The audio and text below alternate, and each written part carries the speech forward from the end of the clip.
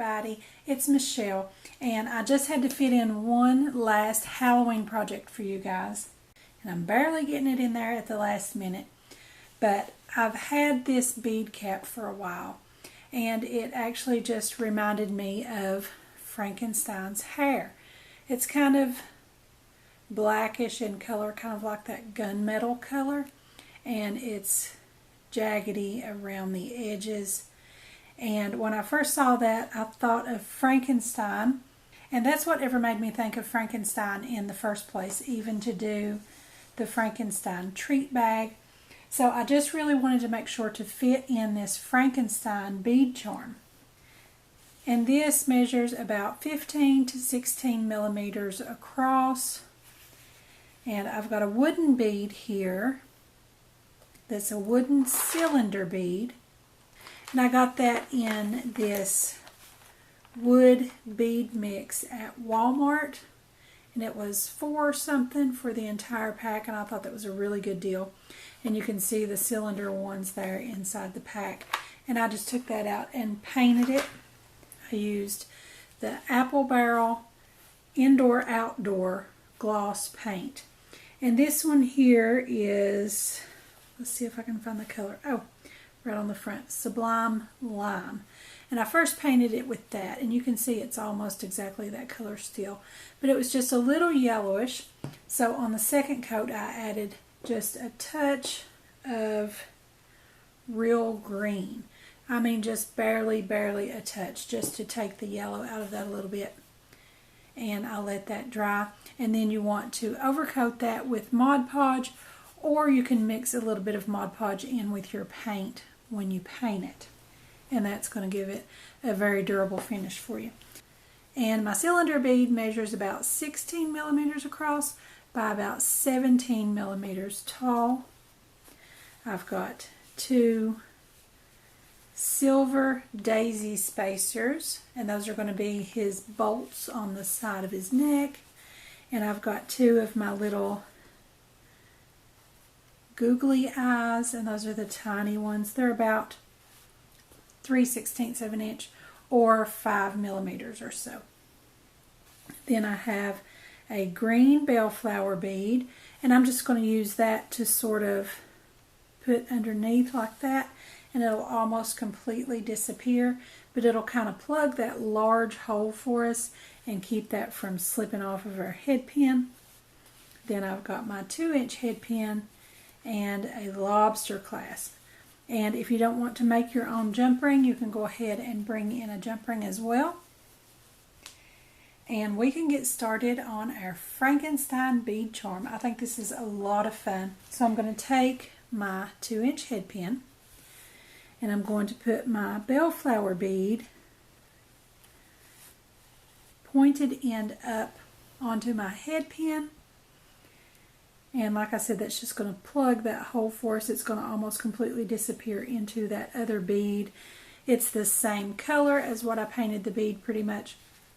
You may remember this from some of my beaded carrots that I did a while back. And my bellflower is 5 millimeters tall by 7 millimeters wide. And you can see when we put our wooden bead on there, it just plugs that hole and pretty much disappears on that bottom edge, and you're not really going to see it much.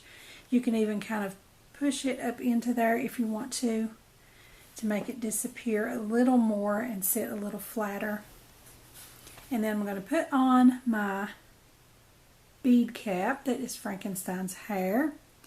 And I'm just taking my chain nose pliers here and just kind of maybe splaying those little points out a little bit so it doesn't fit so tightly into the bead. Just to give us a little bit of room. I think that's going to fit pretty good. We can give it a test run on there and see. And just slip that right over. And I think that fits on perfectly.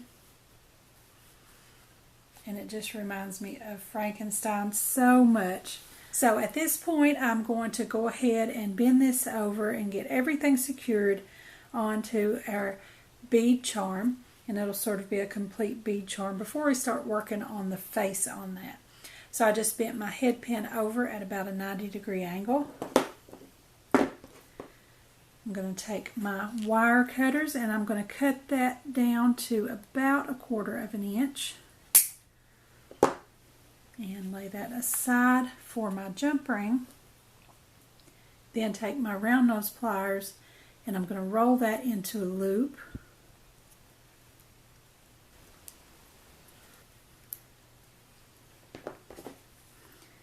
And then just make sure everything is nice and straight. And then I'm going to take my round nose pliers and use my excess head pin here to create a jump ring. And again, if you guys don't want to make your own, just bring in a jump ring along with your other supplies and use that here. I like to make my own and use up that excess. And then I just clip that off where the two ends meet, and that is my jump ring. Take my flat nose and my chain nose, or you could use 2 pairs of flat nose. I intend to get me another pair of these flat nose pliers. I really like them. They're wide enough that it really makes things easy. So then I can just dangle Frankenstein's head onto that jump ring, add my lobster clasp, and close it back up. Okay, so there is Frankenstein's head.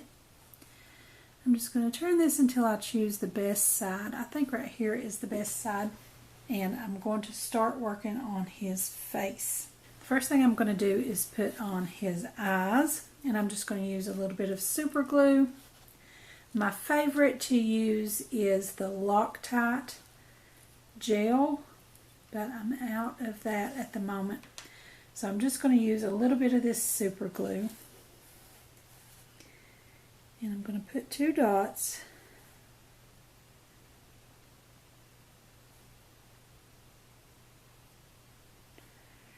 right where I want his eyes to be.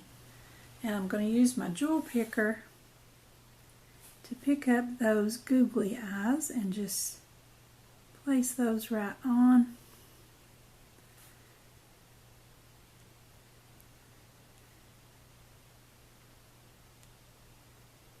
And be sure of where you're placing them, because that super glue as well as the Loctite really grabs pretty much instantly. Okay, so I'm going to do the same thing with my little silver daisy spacers. These are 4mm daisy spacers. And I'm going to put those onto the side of his neck to be his bolts.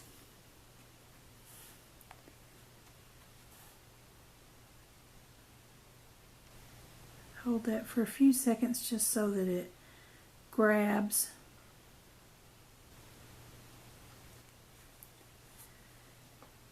And I think that is so cute. Now we're going to put one on the other side. Try to be careful that you get your placement even with the other one.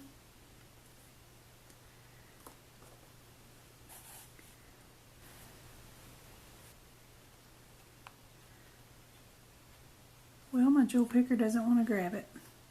See if I can get it on there with my fingers.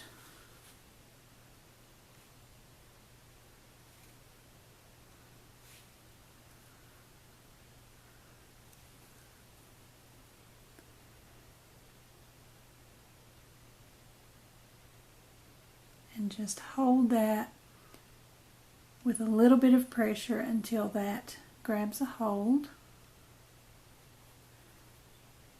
And I believe it grabbed my finger as well. Now, how cute is that? I think that is just adorable. Okay, so now I'm going to draw him on a little face, and I'm going to use my glaze pen, the same as I used on my treat bag. It dries with a glossy permanent finish, and I'm going to draw him on a mouth and try to get it just right.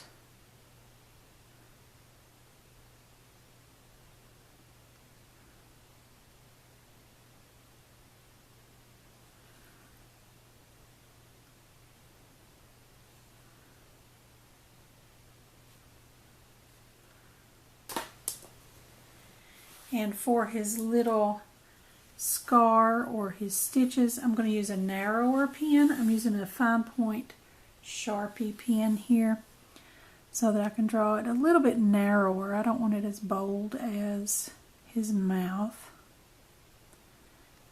And just add on a little crooked line and some stitches.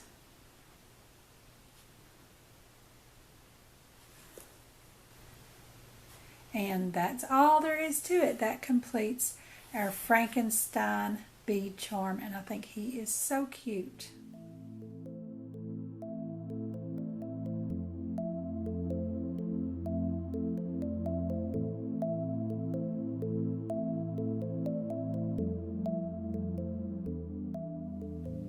So you guys be sure to leave a comment below and let me know what you think of my Frankenstein bead charm. I think he is a lot of fun. I hope you guys like it too. Don't forget to subscribe to my YouTube channel, give me a like over on my Facebook page, and be sure to join our Facebook group, Craftie Minds. Also follow me on Pinterest and Instagram, and don't forget to visit my blog. I'll put the links to everything in the description below, so be sure and check them out. Thanks for watching. I'll see you next time.